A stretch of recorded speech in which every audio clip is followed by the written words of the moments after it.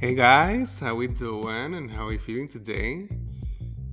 So, welcome to the season 5 premiere of the Pop and Bob podcast.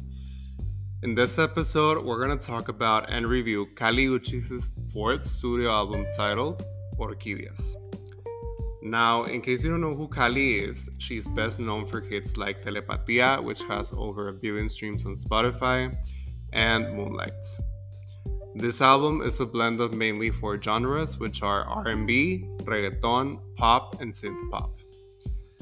Prior to the album release, we had three singles, which were Muñequita, Te Mata, Labios Mordidos, and post-album release, we had the fourth single, which was Igual que un ángel.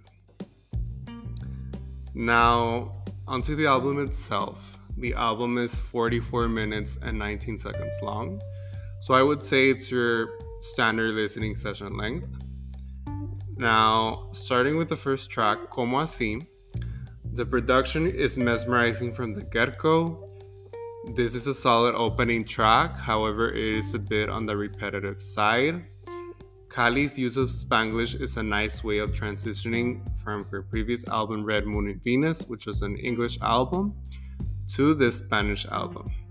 And in this song, Kali talks about the confidence she radiates and letting a certain man know that once he gets something going with her, he'll fall hard for her and won't ever get enough.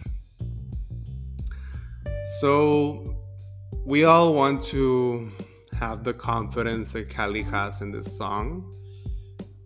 We all want to have so much confidence that we feel as if anyone can fall hard for us, and they won't ever get enough of you. Now, track number 2, Me Pongo Loca. Kali keeps the momentum going with this track. In this song, Kali talks about embracing that she's a little crazy and blames it on the fact that she's passionate. She also lets a certain man know that she won't ever be his, even if it breaks his heart. She's tired of thinking and all she wants to do is forget. She's carefree but human at the end of the day. Now, yeah, we're all human at the end of the day, so even if that means that we're a little crazy, there's passion behind that. There's passion for people and for things and for life in general. So, yeah. Now, track number 3, Igual que un ángel with Peso Pluma. This is a fourth single. The song has an angelic feel and sound to it, which matches the title perfectly. Kali's vocal performance here is quite impressive. Peso Pluma makes the most out of his feature and proves that his voice works outside of his main Mexico regional music. This is the first standout moment in the album, and this song talks about a girl who really thinks differently than a lot of people out there, as she seeks authentic love, unlike those other people who seek love full of superficial things like riches and fame. So, the girl that is described in this song, there are not a lot of people like that, unfortunately, in the world. So whenever you come across someone like that, you want to hold on to them, because all those other people, they're just materialistic. So you want to have someone like this girl who focuses on things that are actually important, focuses on attaining a love that is genuine and real. So yeah. Now, track number 4, Pensamientos Intrusivos. Kali's vocal performance here is pretty smooth. In this song, Kali talks about having intrusive thoughts about a certain guy. The voice in her head misses and loves him. She's had her heart broken several times before, and she doesn't want to be anywhere without this guy any longer. She has been nothing but loving and loyal to this guy, and unlike a lot of people, she isn't afraid to fall in love. So, this is a pretty relatable song because we all have intrusive thoughts about a certain person, and as the name suggests, they are intrusive, so we don't want to think those things. But the voice in our head says that we miss and we love that person.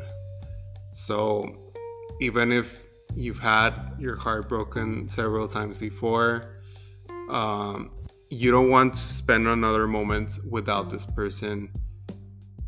You don't want to spend any other moment without this person by your side, even though that's pretty unmanageable. Um, but you're really loving and loyal to this person. So, unlike a lot of people, you're not afraid to fall in love. So, you actually want to take that risk. Now, track number 5, Diosa. Another one of my highlights. The production here sounds crisp and bounces off Kali's vocals quite nicely. And in this song, Kali talks about feeling so empowered that she views herself as a goddess, and as such, she expects to be treated like so. So, I mean, this song is similar to the opening track, Como Así, talks about something very similar. And we all want to feel that level of empowerment, not necessarily view yourself as a god or a goddess, but we want to be treated like so and have nothing less than that. Now, track number 6, Te Mata, another one of my highlights. This is a second single. The song has a certain cinematic sound and feel to it, and Kali's vocal performance really amplifies that. And in this song, Kali talks about coming off of a toxic relationship. The guy she was with mistreated her, and she can't comprehend why she would even allow that in the first place. He even vilified her, so now she has come to terms with it and doesn't care if that makes her the devil in his eyes. Even with all of the mistreatment, the guy is too proud to accept that he was to blame. Now Kali is with someone new, someone who loves her for who she is and makes her genuinely happy. And she loves the idea of it irritating her ex. No matter how hard her ex or anyone else tries to tear her down, they'll never be able to cut her wings apart. So, another pretty relatable song because unfortunately a lot of us go through toxic relationships, whether that be romantic or friendship. And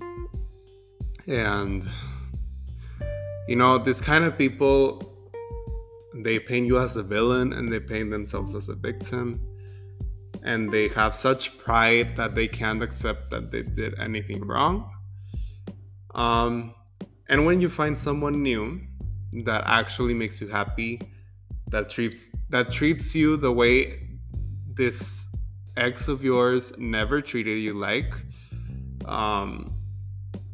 of course that's gonna upset them. But you know that no matter what this person or anyone else tries to do to you, you'll still stand strong even with all the rocks thrown your way.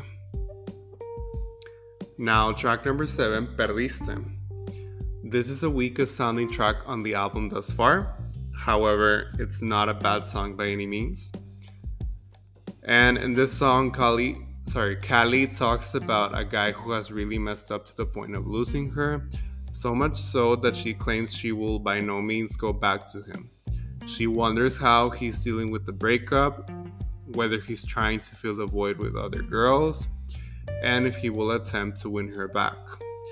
Kali, however, has made up her mind and believes it's best for both of them to just leave what they had behind and move on with their lives. So yeah, I mean, another relatable song because Whenever you're with someone and they fuck up so badly with you with how badly it turned out, you don't want to go back to the person even if they try to win you back. And then you wonder how they're coping and whether they're trying to rebound with one or more other people to try to fill that space, that open space that you left behind. But you've made your decision and you know that it's best to just keep going with your life. Now, track number 8, Young, Rich, and in Love. This is a nice, chill sounding song. And in this song, Kali is all about sexual liberation and intimacy. She and the guy she's with are both young, rich, and in love with each other. This guy will do just about anything to keep Kali happy, and she is certain that she's the best he's ever had and ever will have. Now, the young people can relate to the song, obviously, because there's nothing quite like feeling rich and in love with someone else. So whenever you find someone who that just does about anything to keep you happy, you want to hold on to that person. Now, track number 9, Tu Corazón Es Mío, another one of my highlights. Kali's vocal performance here is quite beautiful, and the instrumentation matches it excellently. In this song, Kali talks about how loyal she is, in this case to her lover. She reassures him that his heart belongs to her and vice versa. So, yeah, I mean, quite plain and simple. The song talks about a love that is so strong that there's clear loyalty between the two people. And both of them know that like the heart of one is of the other person and vice versa. Now, track number 10, Muñequita, with El Alfa and JT, another one of my highlights. This is the lead single. The song fuses reggaeton and dembow. By far the most energetic song on the album. Well, it is tied with the closing track, which we'll get to in a moment. Both El Alfa and JT is from the female rap duo of City Girls. They both El Alfa and JT excel with their features, especially JT, hopping on a song that is unlike her usual sound. This is easily the most radio and club friendly song on the album, and this song is all about a woman who radiates confidence and certainly knows her worth. Now, track number 11, Labios Mordidos with Karol G, another one of my highlights. This is the third single. Karol G really brings her A game on this track, and this song made a lot of sense to be pushed as a single. This collaboration further proves that Kali is a natural fit with reggaeton, and with Karol G being, I would say, the top female reggaeton artist of the moment. She really brought a lot here to the table and made magic with Kali. And this song can be considered a lesbian and female empowerment anthem. Kali is an openly bisexual woman, and the song is also talking about feeling free and being worthy of your own beauty. Now, track number 12, No Hay Ley Parte 2 with Rauw Alejandro, another one of my highlights. This is a sequel to Kali's 2022 single No Hay Ley. Rauw Alejandro's feature is pretty solid, and as with Karol G, Rauw Alejandro, I would say, is one of the top or one of the main male reggaeton artists of the moment. So he also brought a lot to the table, and it worked with Kali's vision. And this song is about two lovers who don't hold anything back when it comes to their love and treat it as something lawless. So yeah, I mean, the song talks about a love that, two people treat it as if there's no rules to it. There's no laws to it. There's no boundaries to it. So they just do whatever they want. They experiment and they try things out. They take risks and they don't play it safe. Now, track number 13, Heladito. The instrumentation here gives the song a laid-back sound and feel. And in this song, Kali talks about how she wants her lover to spoil her, treat her like she deserves to be treated, even if that proves to be too much for him to handle. So, I mean, we all want to be spoiled by our partner, by our lover. Let's not kid ourselves here.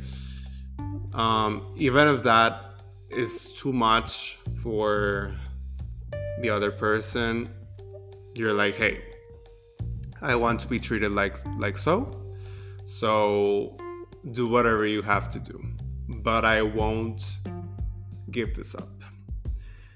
And that brings us to the final track on the album, track 14, Dame Beso / Muévete. This is a strong closing track. Rather than going for a ballad to wrap things up, usually pop albums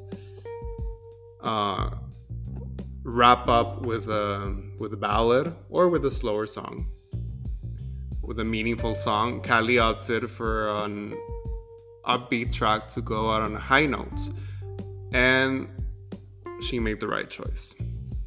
Now, this song will be the one to get people dancing the most on the album for sure, especially the latter half. And in the first half of this song, Kali talks about craving attention and physical contact from her lover. Because without love, she feels like a flower on its deathbed. The latter half of the song talks about letting music take over you and just dance to your heart's content, as if nobody's watching. So yeah, I mean, this song is pretty relatable because, talking about the first half,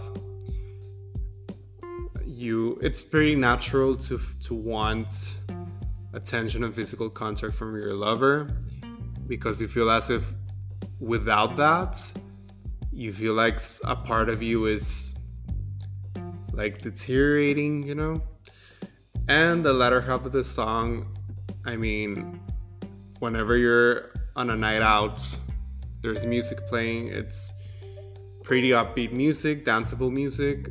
You just want to let it take over you and let it guide you and just dance as if nobody's watching, Not caring if anyone's watching, just living in the moment, as we all should do. Now, overall, this is a really solid pop album. Kali's use of Spanglish throughout the album solidifies her versatility as an artist. All of the featured artists here made great contributions to the album. The album has a solid start and an even stronger finish. And the quality and production is highly consistent all throughout. Now, when comparing this album to the rest of her discography, is this album Kali's best album to date? I would say yes. I believe Kali has reached a new peak with this album. So, yeah, I mean, she can only go up from here. Now, briefly going over through her discography, we have her debut EP, Por Vida, which was good, but not a very strong debut body of work. It was not a very strong way of starting her career. But then we had her debut album, Isolation, which was a clear step up in quality from her debut EP. It was a well-rounded debut album, and this is when Kali made her breakthrough in the mainstream. Then we had her second EP, To Feel Alive, which was pretty solid, and was actually released at the start of the pandemic. And it was here that Kali experimented with her sound, and the result is something that works for her. And I would say really encapsulates that kind of music that we had during the pandemic. And then we had that same year in 2020, at the end of the year in December, we had her second album, Sin Miedo del Amor y Otros Demonios. Kali not only keeps the momentum going with the second album, but keeps improving from the previous one. And then we had her third studio album, Red Moon in Venus, which was released a year ago in 2023. And in this album, Kali proved that she shows no signs of slowing down anytime soon, which she proved right with this fourth album, ORQUÍDEAS. Now, what score do I give this album? I give it a very generous 4.5 out of 5 stars. So yeah, guys, that was my review for ORQUÍDEAS by Kali Uchis.